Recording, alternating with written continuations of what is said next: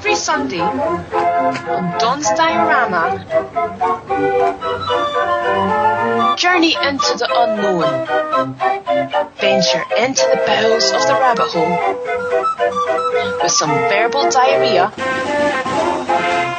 at 9 p.m. to 10 p.m. BST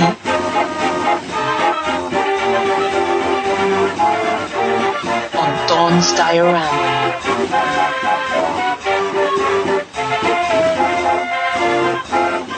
The bloodlines of the Illuminati and the Illuminati formula used to create a total mind-controlled slave, which he co-wrote with Cisco Wheeler. He's also written another book with Cisco Wheeler called Deeper Insights into the Illuminati Formula, and many others which are easily searchable via Google. So good. First, let's just go straight into it, because I really want to get into this now. So good evening, Fritz. How are you doing? I'm doing fine. Hello to all your listeners. That's good to hear. So, right, I think we should just start at the beginning. Fritz, I want to hear about you. I want to know a bit about your background. If you can take us right back to the beginning and explain what happened in your life that led you to this point and led you to get involved in all the writing and what you're doing now. So who are you and how did it all begin for you? Okay. My father was one of those people who had a vision that when you come into the world, you should leave it a better place. You know, sometimes when people go camping, they clean up the spot where they were camping and leave it better than they found it. And so he instilled that in me, and his goal was to make the world self-sufficient in agriculture. He's an ag engineer as well as an engineer and scientist in other ways. And so he spent about 30 years of his life going to third world countries to try to help their agriculture. And he worked through different agencies along that lines. And so I came by the idea of helping the world from him, you know, and he tried to save the world in his way, and then I've been trying to help the world in my own path. I had relatives who began to realize that there were some serious problems, and they were trying to understand how the world operates. And this was back in the 1970s, and they started discovering such institutions as like the Council of Foreign Relations, Royal Institute of International Affairs. They discovered that the Federal Reserve was not part of the U.S. government, and they shared these things with me. And I have always been precocious. I've always been really interested in history. From the second grade on, I was reading Encyclopedia Britannica. My dad got a 1960 set of Encyclopedia Britannicas, and so while I was living overseas and I couldn't watch television, I was, as a little boy, reading Encyclopedia Britannica. And when you really study history really deeply, you start realizing that what the people are fed is just surface material or a lot of myths, you know. It's like take any time period of history, whether it's World War I, World War II, the Cold War. There's a lot of myths that are put out there, and if you're a historian like I became, you realize that the people are not really being given the deeper truths. But knowing that, I was always curious to dig deeper because my dad taught me that, and I felt like I had a mandate or a calling from God to expose the world system, and I started to do that in 1978, and I was talked out of it. And it wasn't until 1990 that I actually started doing what I felt like I was supposed to be doing. And I started writing a series of books exposing the world system, exposing the Illuminati, and I ended up writing 7 books exposing the Illuminati, and you mentioned a couple of those. And one of the things that really helped me is after I had done tens of thousands of hours of research on the Illuminati, looking at it as a historian, from someone from the outside looking in, I bumped into 4 women that had been teamed together who were trying to escape being members of the Illuminati. And the things that they told me were really astounding, unbelievable even. But with 4 people showing, collaborating their stories and showing evidence, it made what they were saying believable. And so I started working with them, and that's how I was able to see the Illuminati from the inside, because they got me to focus on 2 topics that you'll notice my books focus a lot on. One is the Illuminati's trauma-based mind control, which they've been doing for thousands of years. And the other was the significance of the bloodlines. And prior to them getting me focused on that, very few researchers on the Illuminati had really caught on to that. Eustace Mullins had done some research on some of the bloodlines, but very few people had realized the significance of the Illuminati's total mind control. And so these were important subjects to expose, and I spent a number of years with these women, and I got to see a lot firsthand, and my life was absolutely crazy for a while because, of course, the Illuminati were like hornets. They did not like me touching. It's just like if you went to a hornet's nest and touched a hornet's nest, you're going to get a reaction. And so there was quite a reaction. I had all kinds of things buzzing around me for years. It was really crazy. And eventually what ended up is I went to prison, was in prison for 8 years, and then 2.5 years ago I was released from federal prison. You were deemed a political prisoner, is that right? Yes. We do have those in this country. So you were basically, this is me just surmising, correct me if I'm wrong, but you were picked on because of what you were exposing in your books? Yeah, right? that was even directly communicated to me, or it was communicated to me that was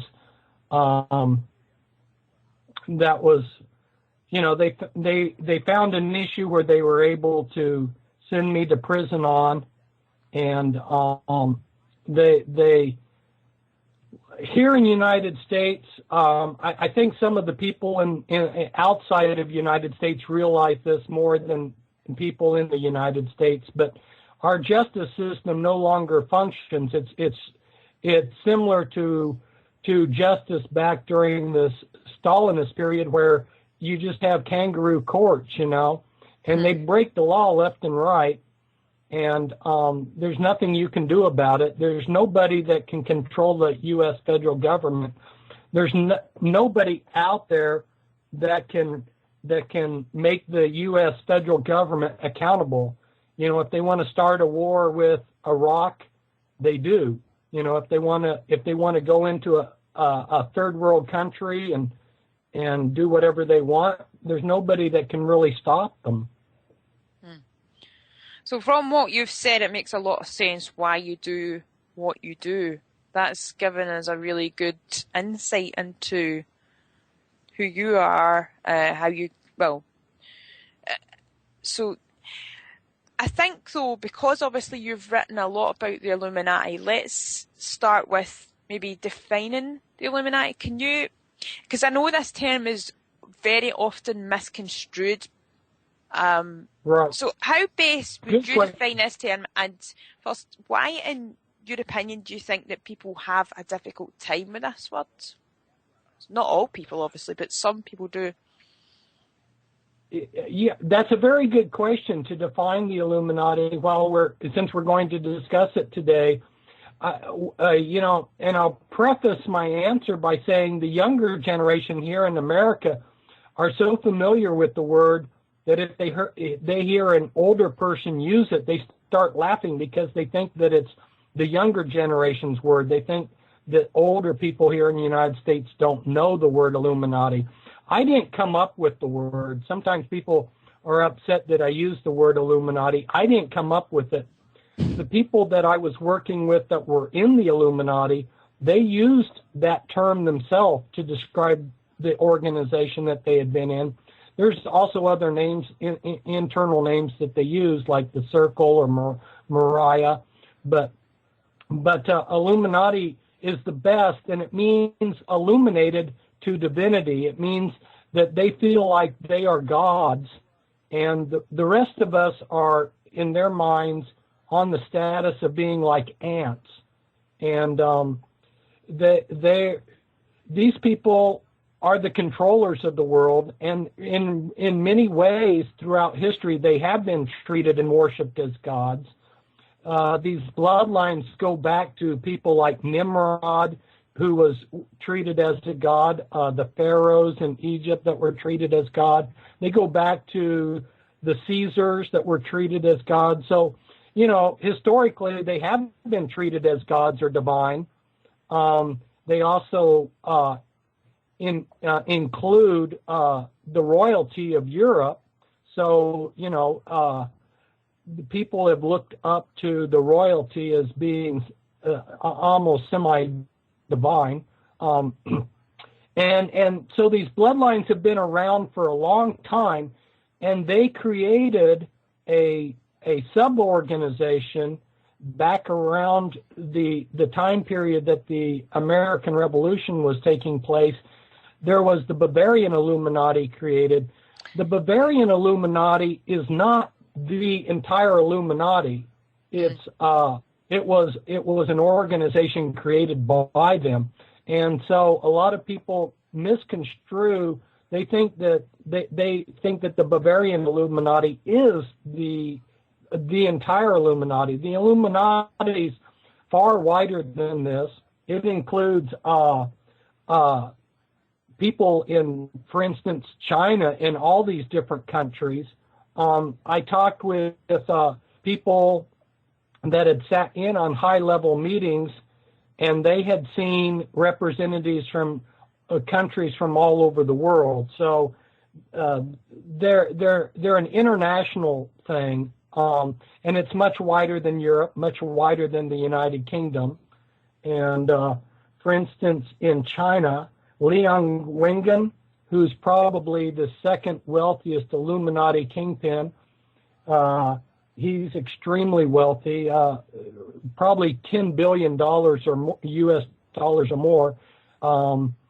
He's Illuminati. The Li family over there in China is one of the top 13 Illuminati bloodlines. So the Illuminati are these powerful occult families that go back to ancient times, and they keep track of their genealogies. Most of the people, for instance, the Rothschilds, everybody's heard of the Rothschilds. Rothschilds are one of the most powerful Illuminati bloodlines.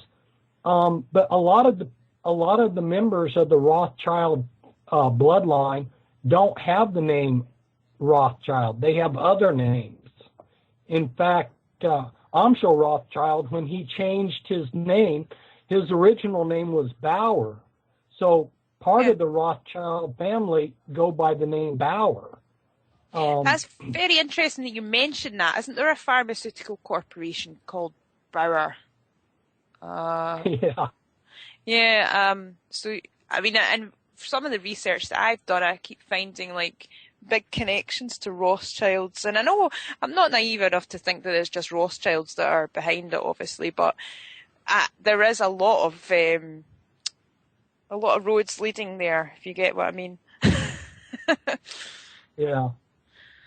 Uh, So hopefully that gave a little bit better focus for the listeners as to who these Illuminati are.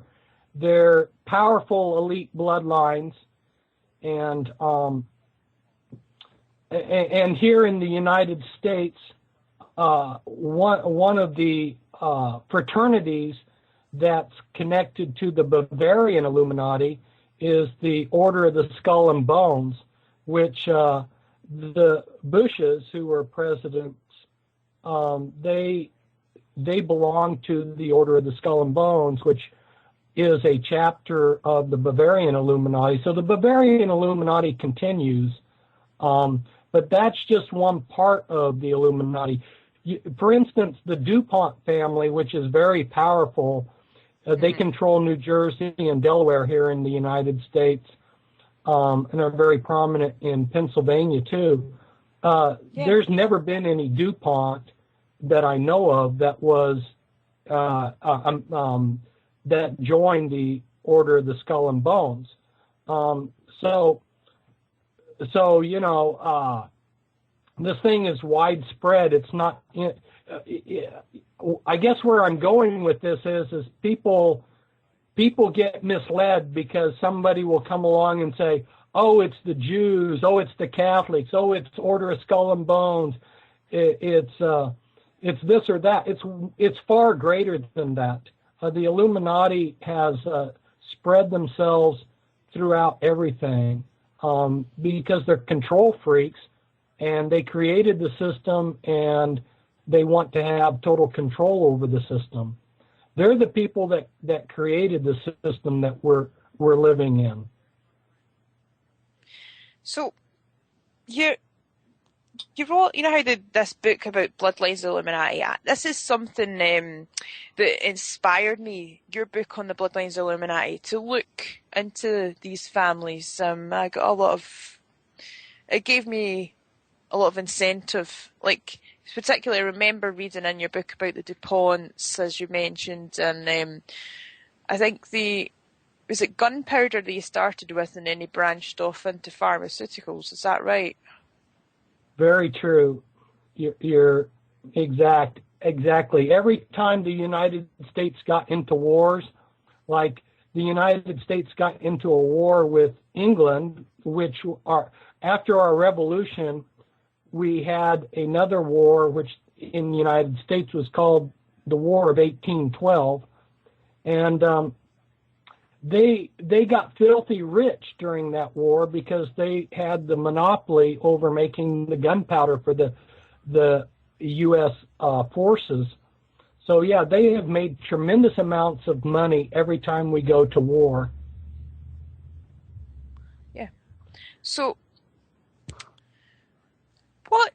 right, okay, you've already answered what got you into researching the Illuminati, more or less.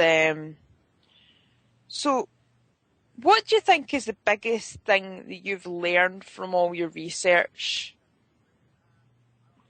One important thing that I learned was when I went in and I saw the dark side. I saw how powerful the dark forces were in life.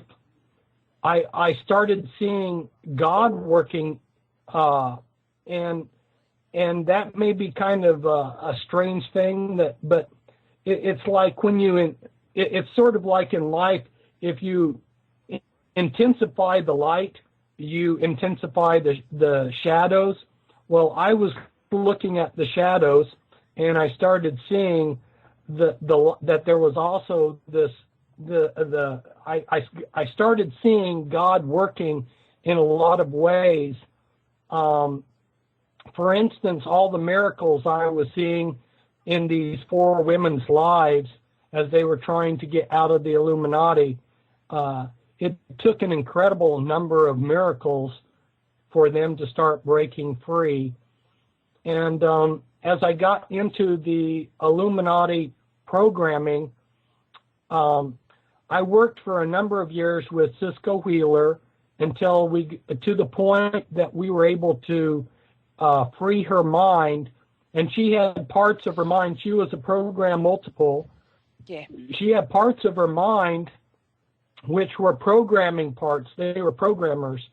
And from the programmers, I was able to learn that when the Illuminati goes in and tries to program these children with this trauma-based mind control, they've discovered that God has planted his spirit within everybody. And the Illuminati programmers were trying to figure out how they could capture that spirit of truth deep inside of a person, and they could never grab it. They could never control it. There's always a part of God's spirit planted in a person that they couldn't control. So there's always that, it's like God has the last say.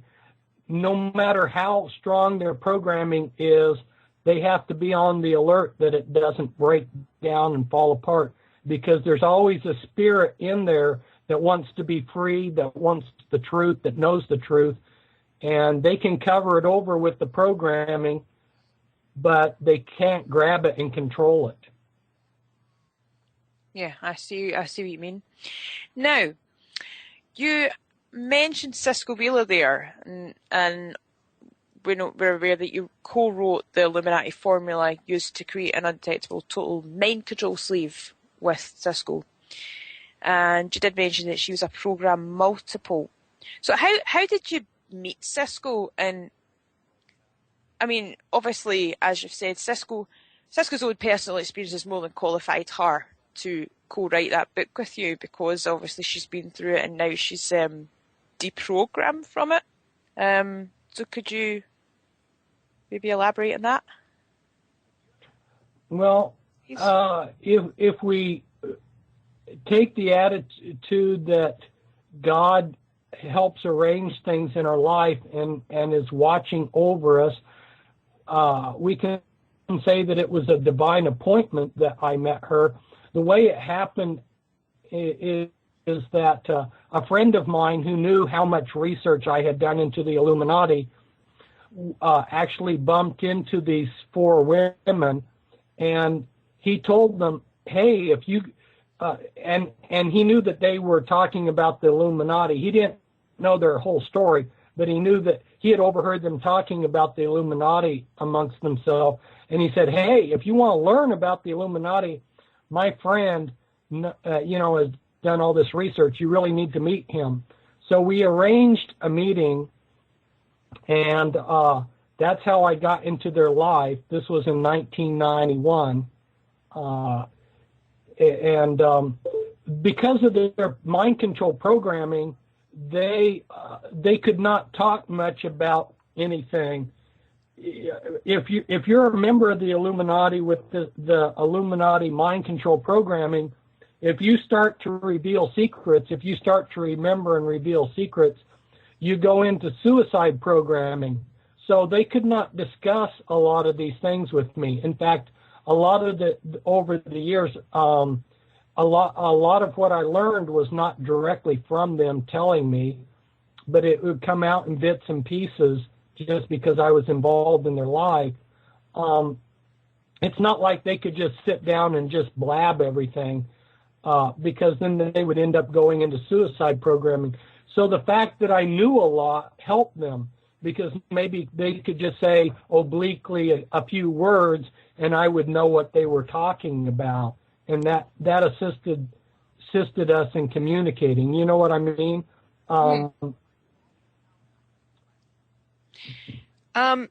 So your book is obviously about monarch mind control. Can you explain for the listeners who aren't aware what this is? Could you explain what it is exactly, please? Okay.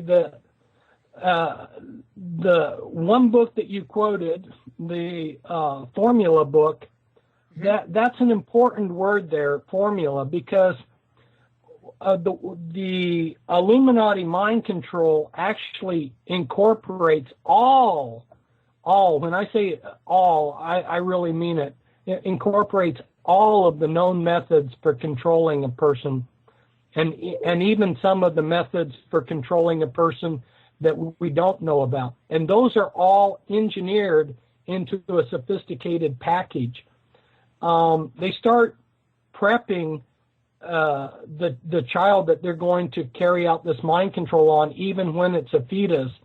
And then about 18 months after the child is born, they take the child to a special programming center where, through severe trauma, they split the child's mind. It's really like a psychotic break. The child has to be creative, and the child has to say, this trauma isn't happening to me, it's happening to somebody else, and it has to split the mind into dissociative pieces.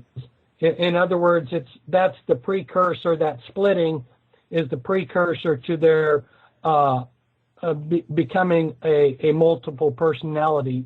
During the 90s, they changed the name of multiple personality disorder to dissociative identity disorder. Whatever you call it, it's the same thing. And the programmers go in and find these dissociative pieces of the mind, and then using all kinds of techniques, they program that dissociative piece, and then they lock it up in the mind with triggers that they can pull up. So this is happening on a wide scale. It's happened on a more primitive basis for many centuries. In fact, the literature about multiple personality disorder, I have a book that's a comprehensive reference book on multiple personality disorder, on books and articles written about multiple personality disorder. And there are books and magazine articles that go way back to, clear back to the 1700s. So it's a phenomenon that's been known about for a long time. And so that's the foundation is the trauma base, and then from that splitting of the mind, they use all these other techniques to control the little parts. So why do they, I believe, like I read in your book about the dissociativeness and how that is one of the main criteria they look for when they're trying to select someone for the Monarch programming. Why is that so important? What is dissociation and why is it so important? Well, most of us don't have the ability to disassociate and the creativity in our mind to create another split. Most children, if they're heavily traumatized, just die. And then there's another subset of children out there that if they're heavily traumatized, they'll go crazy. But within these Illuminati bloodlines, they have, over the years, developed the ability to dissociate and splinter the mind. They're very intelligent and they're very dissociative.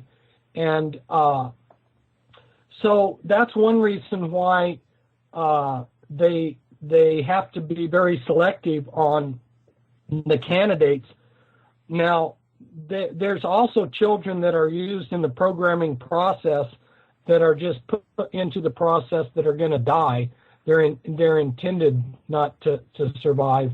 But the ones that they want to make into program multiples, they test them to make sure that they have the ability to dissociate before they go through and spend all the time torturing them. Okay, so let's go back to what are Project Bluebird and Project Artichoke, and what do they have to do with the Monarch mind control?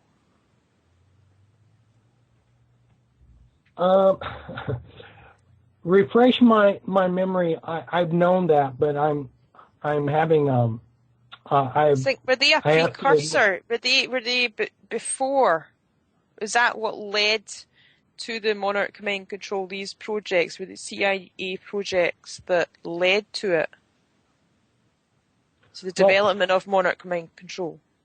They had a whole series of the CIA has gone through multiple name changes as to what they call these projects, mind control projects. The most pronounced name that they had, that they used for quite a few years, was MK Ultra. I think Project Artichoke, if I'm remembering correctly, was, like you say, it was one of the sub projects within MK Ultra. There was a CIA project researched interrogation methods and arose from. Hang on, sorry, I'm just reading something from Wiki. It's not always the best source, but it might trigger something. So Project Artichoke was a CIA project that researched interrogation methods and arose from Project Bluebird on the 20th of August 1951. It was run by the CIA's Office of Scientific Intelligence. A memorandum by Richard Helms to CIA director indicated Artichoke became on April the 13th, 1953, and the project studied hypnosis, forced morphine addiction, and subsequent forced withdrawal, and the use of other chemicals, among other methods, to produce amnesia and other vulnerable states in subjects. So it was, again, just like trying to find just trauma. Right. Artichoke was an offensive program of mind control that gathered information together with the intelligence divisions of the Army, Navy, Air Force, and FBI. In addition, the scope of the project was outlined in a memo dated January 1952 that stated, "Can we get control of an individual to the point where he will do our bidding against his will and even against fundamental laws of nature, such as self-preservation?" There you go. Yeah, they've used a lot of different project names for this, and typically they say that they're just doing experiments to try to see if they can achieve it, but actually it's been operational, and it's been operational for a long time. And the British and the Germans were governments were doing the mind control even before the CIA. Working with some of the therapists, and back in the 1990s, because I got into this and I was in contact with a lot of therapists, one therapist was telling me how there was somebody who was British, who had been in the British military, that was a program multiple that had been programmed clear back in World War I. And then I was working with one therapist, or not real close, but to some degree. This one therapist was dealing with elderly people that had been plants by Nazi Germany in America, and the Germans in the 1930s had started setting up program multiples in communities and as individuals throughout the United States. And they just planted them here in case they needed them sometime in the future. They didn't use most of them. They were just sleeper agents. But later on, as they got older, and their programming started to fall apart, they were able to come in for therapy to deal with their programming. Right. So there is something that just came to my mind that I really wanted to ask you about. It was something in your book, the Monarch Mind Control one. I'll just read the bit out and then ask you. So it says, the Illuminati is fully aware of rare blood types and other genetic properties that run in bloodlines and breeds individuals to get certain traits. They also take into consideration that certain weaknesses such as weak hearts or AB negative blood with no Rh factor will call for special attention. Now, the AB negative here, I'm just wondering, what is is this like something that they want, somebody with AB negative blood, or is there something special about that blood, or apart from the fact it's very rare, Wow. obviously? It's been so long since I wrote that I was trying to remember that whole subject. Wow, it's I have to admit that I don't remember I don't remember about that. Right. I've been out of the loop for a long time, so you'll have to forgive me. I don't. That's okay. The reason I asked you, I'm just interested because I do have like the AB negative blood myself, and I know that less than 1% of the world population has that kind of blood. It's very rare. And less than 15% of the world population has rhesus negative blood. It doesn't have the monkey D protein, basically. I'm just wondering if, because obviously I've done a bit of research into the rhesus negative, but sometimes it's kind of like chasing your tail because we don't really know exactly where the negative blood came from, but I'm kind of going off on a tangent, so we'll move on from that just now because I do have some other things I'd like to ask you, in particular about the 12 major sciences of mind control. I'm just wondering if maybe now I'm just look at about 10-15 minutes of this show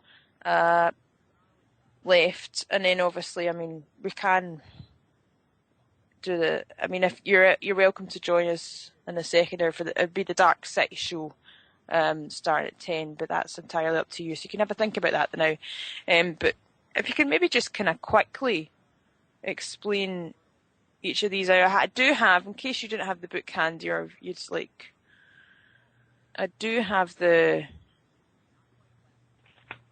You want me to cover the 12 areas? Yeah. So like the first one is like. Okay, no problem.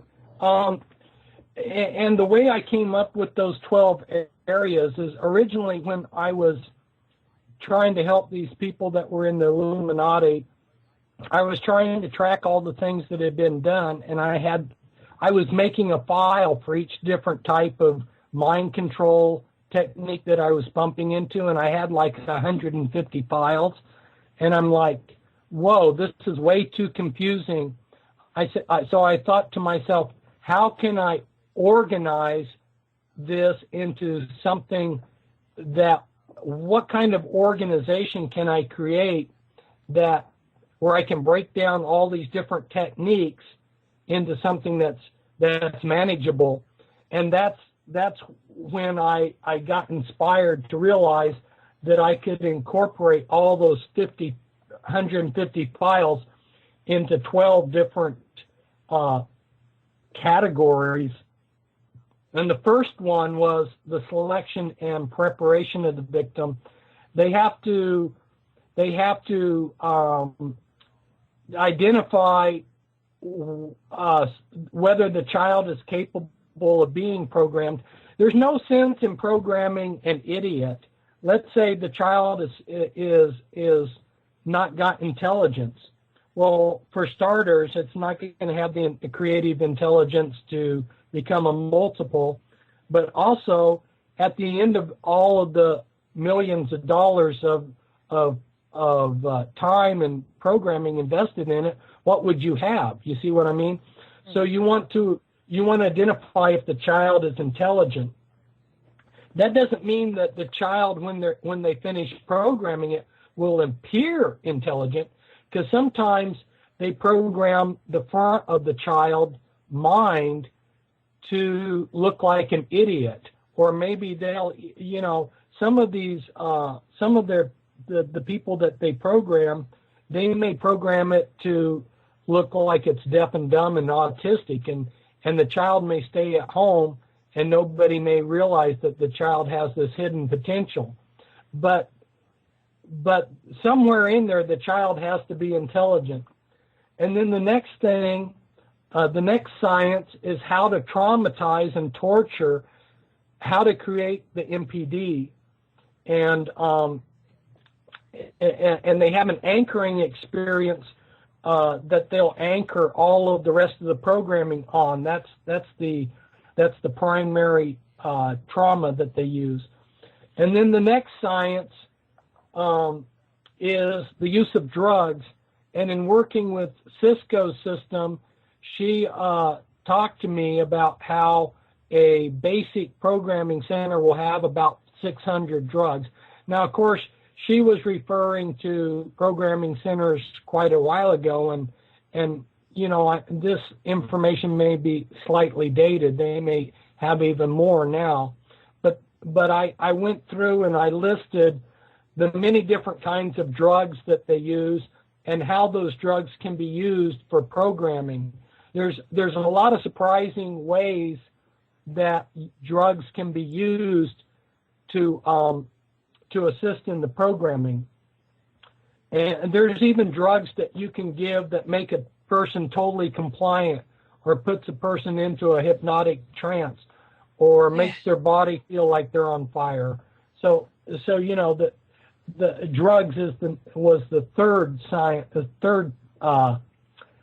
major science of the programming. And then the next one is how to use hypnosis, how to put someone into a trance, and how to create these triggers, neuro-linguistic programming, and so forth. And then the next one is how to deceive, and that may seem like it's not a science, but it's actually a science. Just using deception alone, you can pretty well control a person. And they use a lot of fictional scripts. A lot of the things that we see coming out of Hollywood and out of entertainment and the music industry are associated with the skill of deceit, how they use these fairy tales and these scripts, like The Wizard of Oz, Alice in Wonderland. Mm-hmm. And then how they're very skillful in hiding things. So that's all a science in itself. And then the next science is how they use electronics and electricity. They can use electronics to monitor a person, to implant things. They can electroshock them. I would actually see the cattle prod marks on the victims of the mind control. The stun guns or the cattle prods would erase memory on these people. And then the next science would be how they structure the disassociative pieces of the mind, and that engineering of how they build a MPD structure is very sophisticated. And then the next three categories or sciences that I built were kind of catch-alls to incorporate a lot of techniques, and that was body, mind, and spirit. So they have some body manipulations, they have some mind manipulations, and they have some spiritual manipulations that weren't picked up in the previous sciences. And then there were two more catch-all sciences, and that is using internal controls, like they build internal computers into the minds of these people, and then external controls. And they'll surround these mind-controlled people with other mind-controlled people. They'll use blackmail. They'll control their milieu. In other words, their entire environment's being controlled. They will use bonding, twinning, group control, peer pressure, all of these outside controls too. So that's how I came up with the 12 sciences, and that's an overview of them. Thank you very much for that.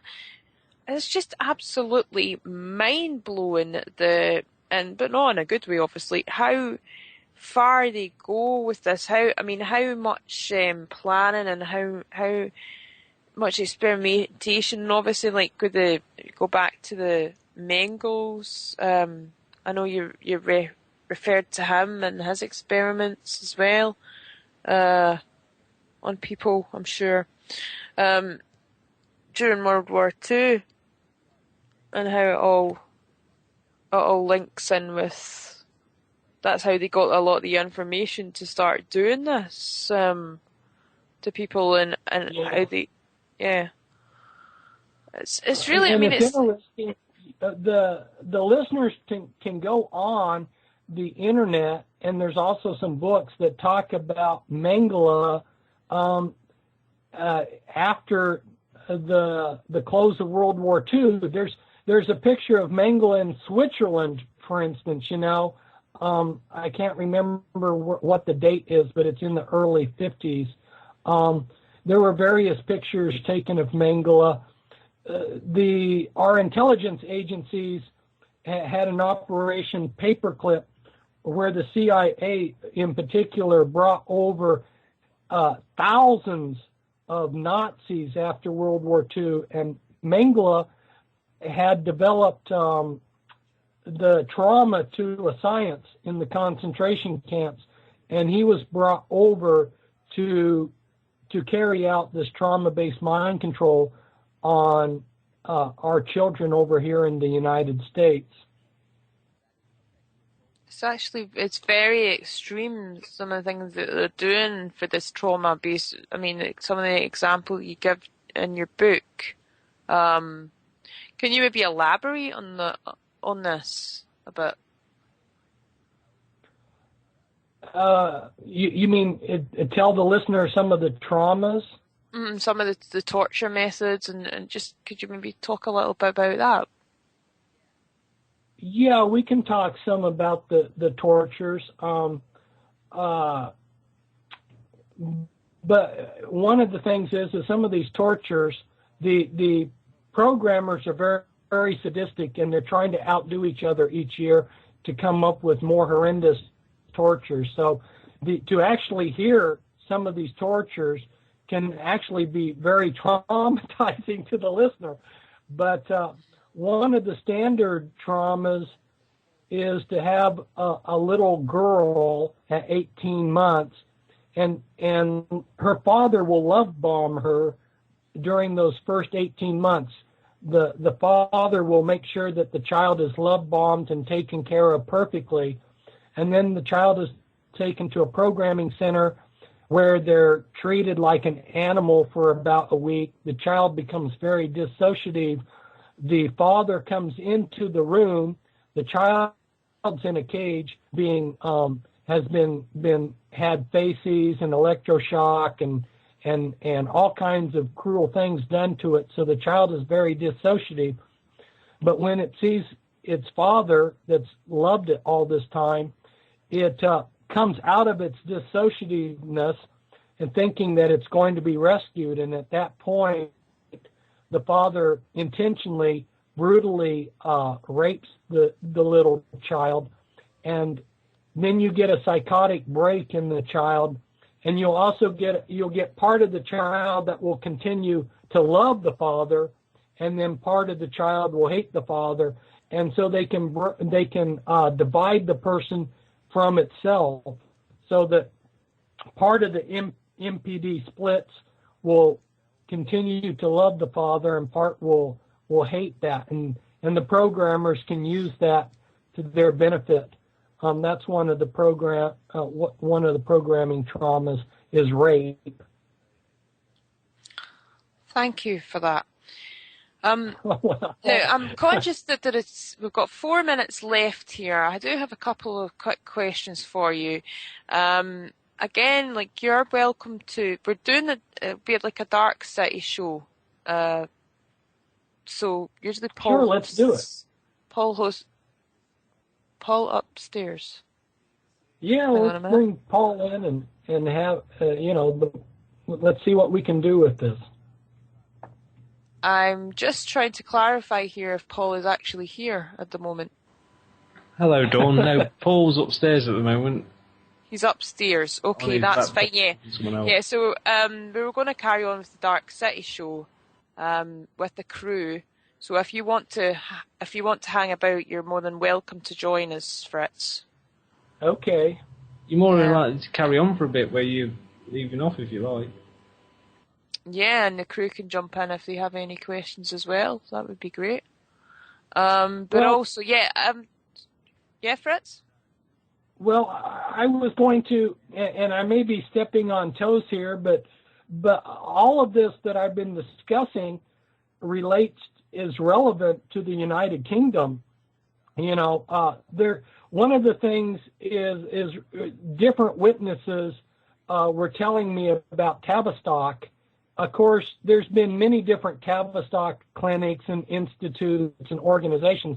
They've broken it up. They've reorganized it. And at one time, I had in my mind, it was clear in my mind what the different Tavistock organizations were, but it's no longer clear in my mind. But at least part of them have been involved in the mind control, and the splintering of the minds and the creating of program multiples is going on in the United Kingdom as well as in the United States. So this is something that's happening over in your part of the world too. It's not just an American phenomenon. Yeah, I get where you're coming from. It is very relevant for here, and maybe we could talk more about that after the break. That would be good. Okay. I did have another couple of questions just before I throw it over to the crew for them what they want to ask you, because guys, we do have another hour, so you'll get plenty of time to ask your questions. Now, I'm just wondering, is the break coming on just now? We've got 2 minutes to the break. Okay, 2 minutes. So I could maybe just quickly ask you a question. I don't know if you want to actually throw out any websites that you would like people to check out, or anywhere you're selling your books now, if you want to point people in that direction. Yes, thank you, Don. I appreciate that because they sent me to prison and I'm an ex-felon, that, I depend upon my book sales for my income. And people can check out my books at a site. My website is pentracks.com,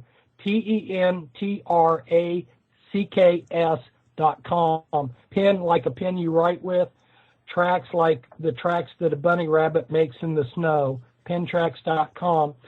And they just be aware that my overseas, my foreign orders, that you have to come back and ask me how much extra postage, because my website's only set up to do postage rates for United States. So they need to send me extra postage if it's to Europe.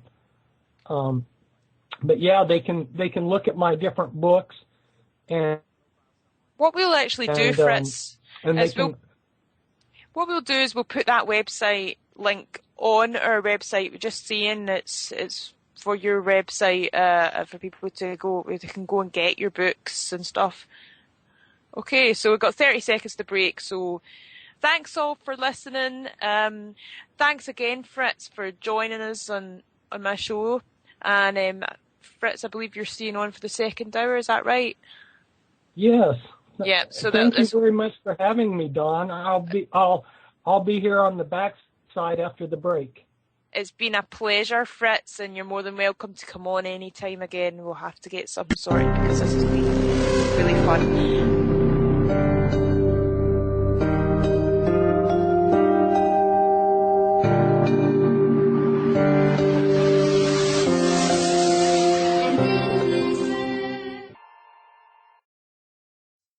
And welcome to the Dark City Show. Paul will be on in the second half of the hour because he has some breaking news, I believe. I've been led to believe. But in the first hour, we actually have Fritz's joining the crew for the first half hour at least anyway. Fritz Springmeyer, who was on my show just in the past hour, if you were tuning in. If you weren't, then you have to check it out when it comes up on the website, which will be pretty soon, darksideradio.com. The phone lines are open, so you can Skype Bob's Backyard, or you would call +44 161 298 0298. And now I'm just going to run through who's with us at the moment. We've got the fantastic Sudama, who's a member of the crew who is producing at the moment. We also have Sparky, another member of the crew who helps Bob Earthwise on the Resistance News on a Saturday night for Dark City. And we have, I don't know if he's actually here at the moment, we have Jabba, who does a show on Monday night. Are you there, Jabba? Maybe not at the moment, but he's actually in the call with us, so we'll see. He might turn up. I do have a couple of questions I'd like to ask Fritz just before I pass it on to the crew. Now, anyone can call in and join us and hang out, so we'll see how it goes. The phone lines are open. Well, I think Jabba might be here, but he may not be able to talk at the moment. You are here, Jabba. That's great. Okay, so Fritz, without further ado, let's get into these couple of questions that I had for you. Okay. So what do you think is their main motivation for programming people? Good question. What are these people used for? Well, one very useful thing is they create spies, and these spies have all their information compartmentalized, and if you were to try to torture a spy to get information, the spy would just switch to an altar that likes to be tortured, and you're not going to get any information. Another use for them is to create sexual slaves. There's a lot of sexual slaves. I have personally met, maybe in the number of 100 or 200 sexual slaves that were created through trauma-based mind control. And our presidents have about 600 presidential models. So wherever our American president goes, he's always got sexual slaves that will take care of him. They use the sexual slaves to reward their people, and then they also use these slaves to create things. They will program them to invent something at a particular time. If you or I invent something, like let's say how to run an automobile maybe 100 miles on 1 gallon of gas, that technology is going to be subverted. But when they want a technology to be invented, they may have invented it 50 years ago, but then they'll program someone to invent it, and then other people to accidentally bump into them and create a company to do it. So they use it for controlling things in general. They also use it for athletes, like American football players have to endure a lot of bruises, and they need to be dissociative to play professional football. So quite a few of our professional athletes are program multiples. They're using it to create super soldiers. So it's used in a wide variety of uses, and one person may have a lot of different capabilities. If you're going to go to the trouble of programming someone, why not program them with multiple capabilities? And they also use it to create programmed assassins. And they use it to create people that will be patsies. So like Sirhan was a programmed patsy. Right. See, now, I understand what you say about, or even I should say overstand, what you say about it being such a huge subject, and you can't cram it into 2 hours really, or 1.5 hours. It's just too much. And the more you talk about things, the more questions I have for you. So I'm thinking, I'll need to get you on again in future and touch on some of the stuff we didn't get to ask you. I'll ask you one more question just before I throw it over so that the guys get a chance to ask you their questions. Now, the butterfly symbol is significant in Monarch mind control. Can you maybe give some examples of like people in the spotlight briefly and that are under the Monarch control? Like, for example, just say the music industry, right? Just to narrow it down a bit. Well, Madonna, Britney Spears. Those are just a couple examples of the music industry. And why did they use the butterfly as well? Why did they use the butterfly symbol? The butterfly, it represents the monarch butterfly, and the monarch butterfly passes information from one generation to another through the genetics. A lot of people think that genetics is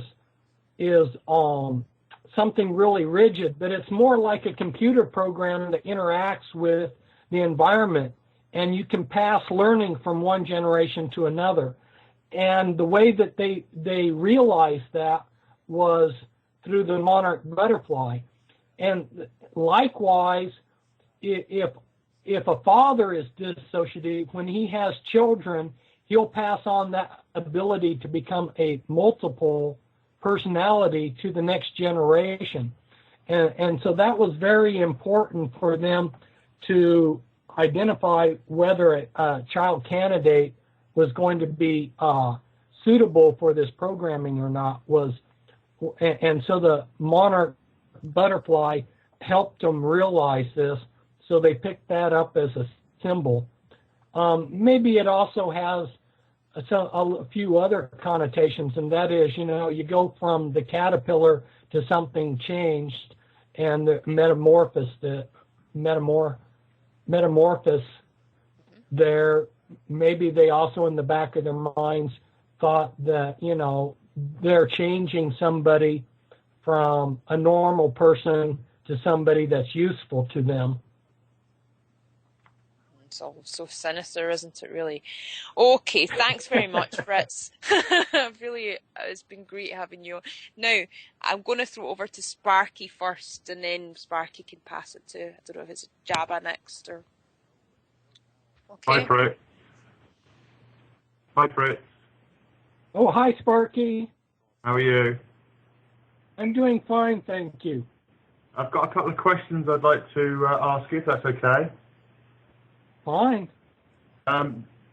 You were talking about these monarch mind slaves, and am I right in saying that they don't know that they're monarch mind slaves? Exactly. They don't know it.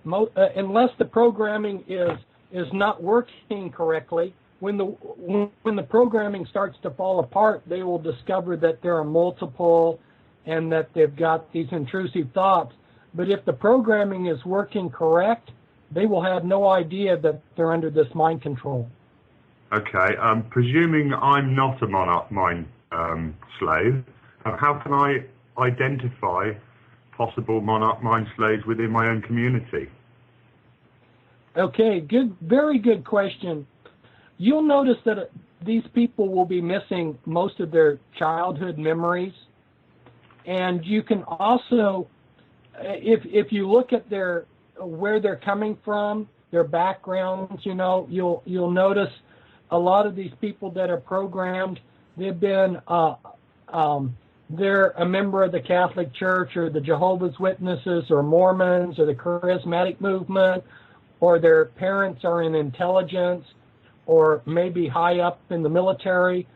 So there'll be some connections there, or maybe you can identify it because they're in specific groups, like in United States, the Delta forces of the United States, you're talking about 100% mind control.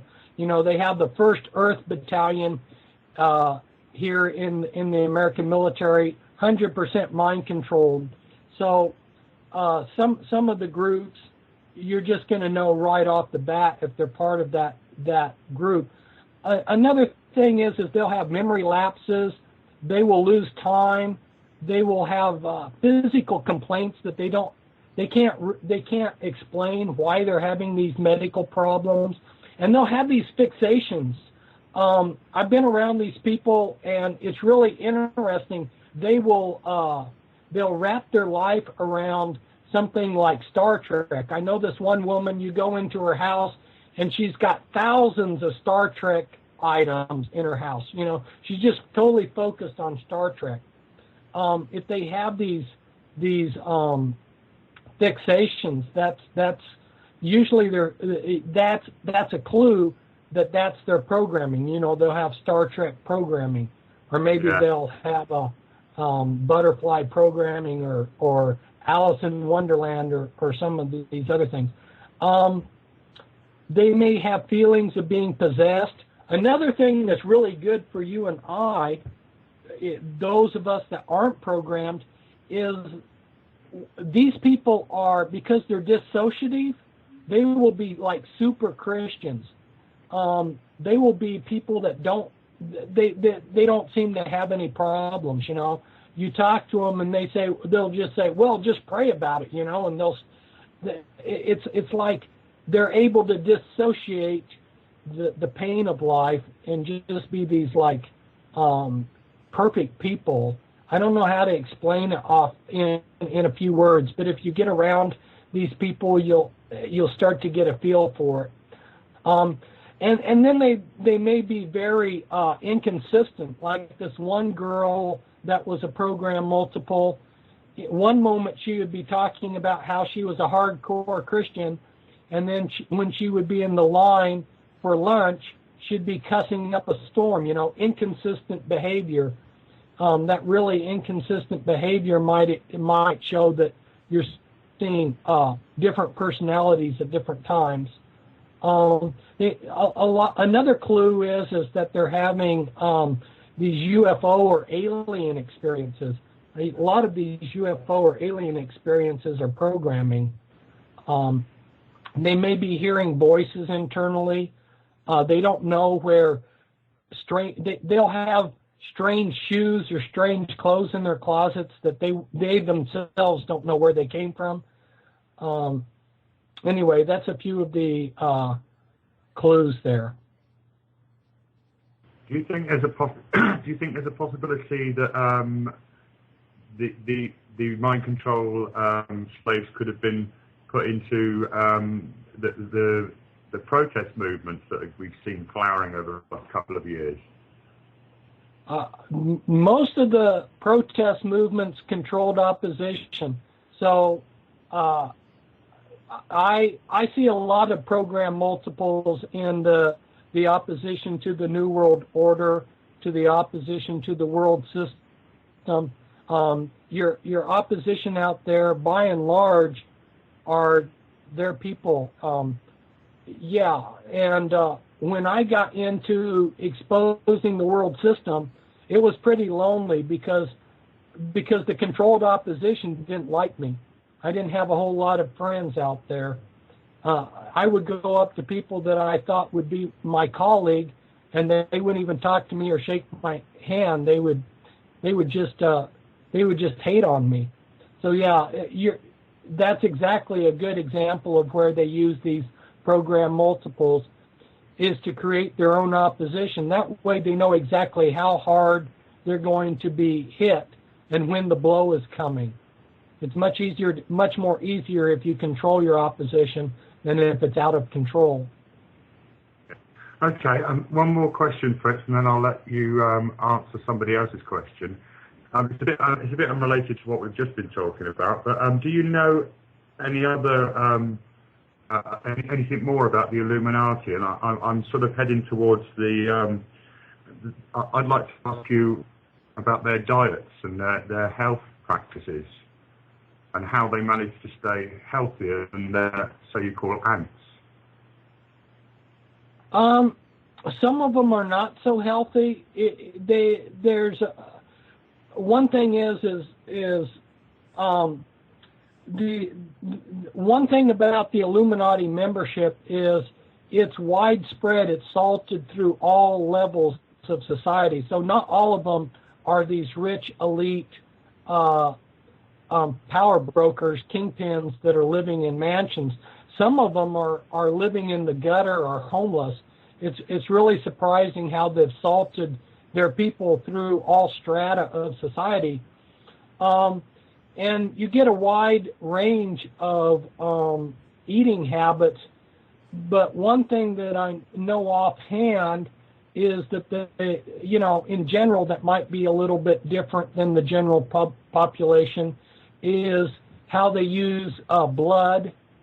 In the rituals, they drink blood, and through the blood, when you're drinking the blood of someone who's been sacrificed, you get adrenochrome, which is adrenaline.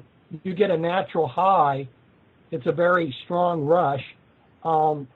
In fact, they even take the adrenochrome. It's a very delicate operation to extract adrenochrome after a while a person's being sacrificed, but that becomes a very powerful drug. But so you might see them eating a little bit more meat, maybe drinking alcohol. As to how they stay healthy, that's a good question, because I noticed that some of the diseases like AIDS that hits the rest of us, they have some secret antidotes that work for them. That and I don't know exactly what those are, but when you have lots of money, there's certain things that you can do that the rest of us can't do as far as health care. For the program multiples, their histamine production in their body is manipulated. So there's certain foods that will manipulate the histamine, and also they'll use drug addiction to control some of these program slaves. When you say drug addiction, what would marijuana do to a mind slave? Or cannabis? Actually, marijuana is something good, which is why they outlawed it. Marijuana, hemp competed with the DuPonts and synthetics that they were creating. Hemp and marijuana actually are things that they didn't like because they're for various reasons. But marijuana actually breaks down the programming. So marijuana's been kind of a thorn in their side, because it's a cottage industry that anybody can raise marijuana and make money, and they prefer to have the drug trade controlled by their own drug dealers. So that's back to my first question about knowing anyone in your local community who may well be a mind slave and not know it, one way of ruling it out is if they were a cannabis smoker. Am I right? Could you say that again? To identify members of to identify mind slaves in our local community. If you found one that was a heavy cannabis smoker, you could certainly rule out that they either aren't one now. Well, they're yeah, I've been watching that to see if that holds true, and it's not consistently true. I've still seen a few multiples that are able to use cannabis, but that could be a clue in a positive direction. You're right. If they're a heavy cannabis user, it could be a positive sign that they aren't. But that doesn't hold consistently true. I have seen some exceptions to that. It kind of works with me, Fritz, because I don't trust anyone who doesn't smoke cannabis. Hi, can I just jump in for a second? Jeffrey, you're feeding back. So, Jeffrey, you're feeding back. Can you mute your mic, please, for us for a few minutes, just till we finish up with this? Paul's going to join us at 10:30. Now, just sorry to interrupt you there, Sparky, but I believe Jabba's got a question as well. Are you there, Jabba? Yeah, I'm here. I think Jeffrey don't hear us. Yeah, probably not. And Sadama's nowhere. I don't think Sadama's here at the moment. Sadama? He's hosting the call. Yeah, it's okay. I'm here. I sorted it out. It's okay. We'll get through to Jeff that he needs to mute. Thank you. Great, thank you. So Jabba, hi, carry on. Fritz. Yeah, hi Fritz. I'm Jabba. We talked on email a couple of times. I'm very happy that you arrived to come to Dark City Radio. Oh, thank you. I have a couple of questions. I read your books already quite 98, 9. I don't really know when, but it was mind blowing and helped a lot to see how the whole construction is done. Would you call the Bavarian Illuminati the New World Order? No, I would just say that they're one little part of it, because the Illuminati, these families, created a little branch. It's a branch. The Bavarian Illuminati is just one branch of the entire Illuminati worldwide organization. So I would not equate it with the New World Order, but and the Illuminati itself is not the entire New World Order, because there's a lot of people that work with them, which they call the network. So a lot of people that are not in the Illuminati just like to go with the flow of power, and they have networked themselves with the Illuminati. So the whole New World Order itself is much larger entity. Okay. In the pyramid itself, on which height you would say the Illuminatis are? Because I have like the feeling they are not like all on the top of it. Well, if you talk to different people, you're going to get different answers, of course. But I am 100% convinced that on the human level, at the top of the pyramid, it's the Illuminati. I have no doubt about that. Talking with people that sat in on Illuminati meetings and so forth like that, I have no doubt that they sit at the top of the human pyramid. But they themselves, in talking with numerous Illuminati members, they themselves will say that they're taking orders from non-human entities. You can call these demons, you can call them aliens, call them whatever you want, but they're actually getting orders and plans given to them by intelligences that actually hate the human race.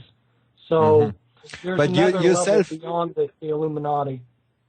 yourself in the book, you say that the Illuminati are the ones you will never be able to see, to expose, and that was a tipping point for me. That when I went further in the research, that why we can expose the Illuminati if they are really so powerful, and how can that's why I just have the feeling that there have to be something more behind. They have like different layers of power structure, and like the whole royal dynasty, like also you mentioned it, the like the pharaohs also, and so on. And how come that we can expose them if they are really so powerful?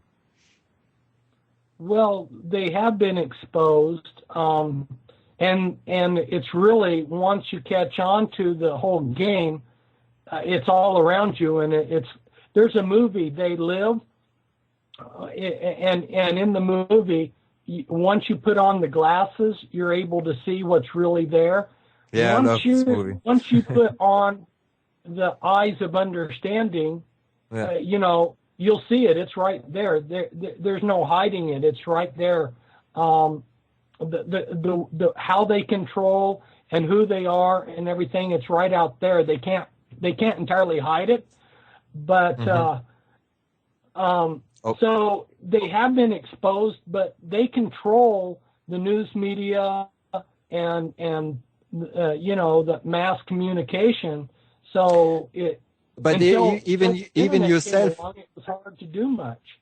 But even yourself, you said they will be in all. That was a very powerful thing that I always remind from your book that was written. They will get in all power structure. They will get in all underground organization. Everything what we will push people to something. They will be present there. So. Also, like in the underground media where they're exposed, like yourself in your book, you say that they will be everywhere and like we also we see it in also like the underground or the truth movement or so on. There is some people around that you cannot really take them serious. So how come? What is the game really? What is the game is going on? And that is my question is. Is the Illuminati just a layer of the power structure that we are able to expose, and what is behind we are not able to touch?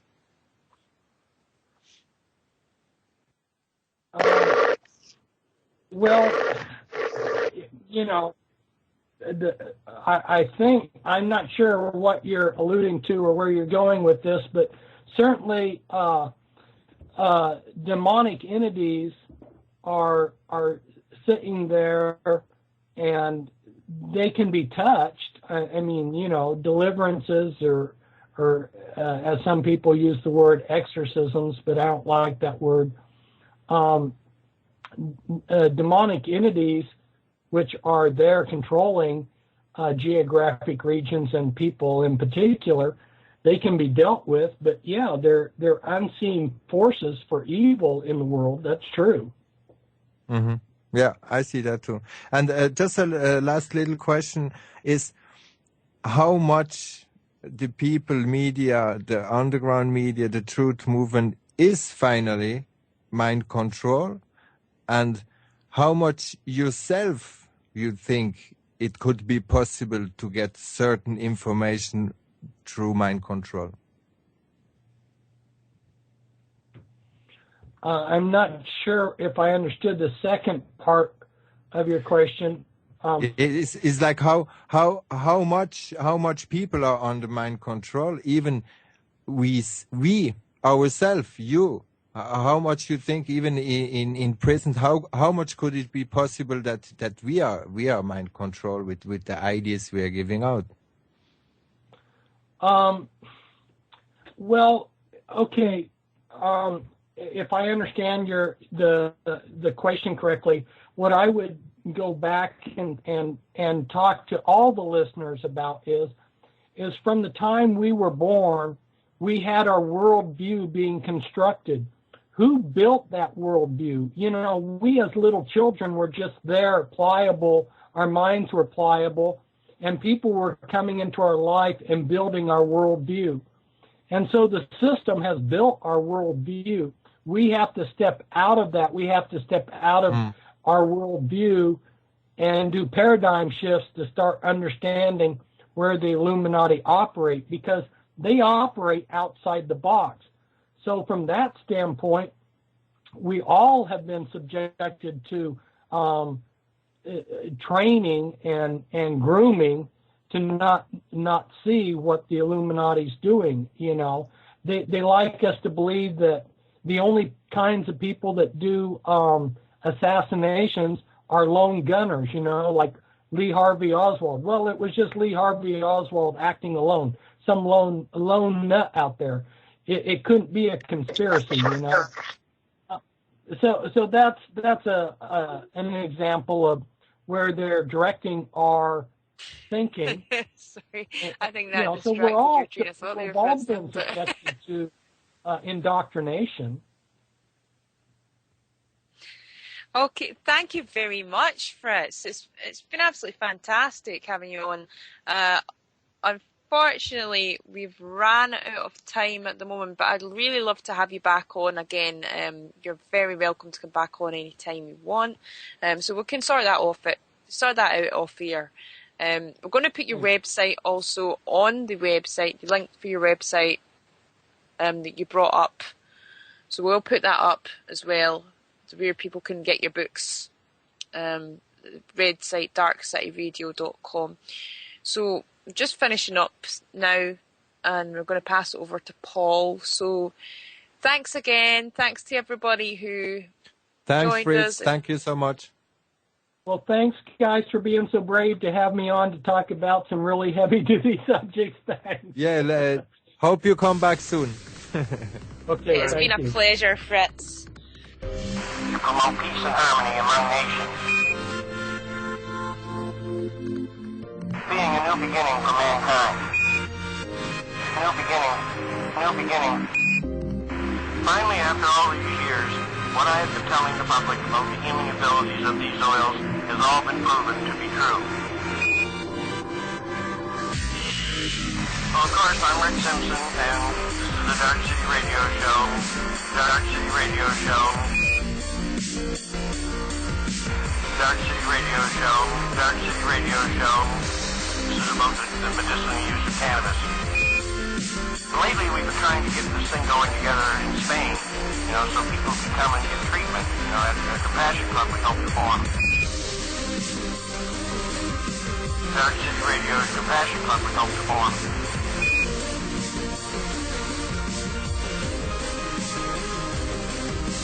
I had the pleasure of coming into contact with Paul Hayden and all the other great people he is working with at Dark City Radio. Compassion Club, we utilize this magnificent plant in every conceivable way. It will do much to promote peace and harmony among nations. Peace and harmony among nations. Being a new beginning for mankind. So I hope you will support our plan to build a better way of life that will give both mankind and this earth as we know it a future.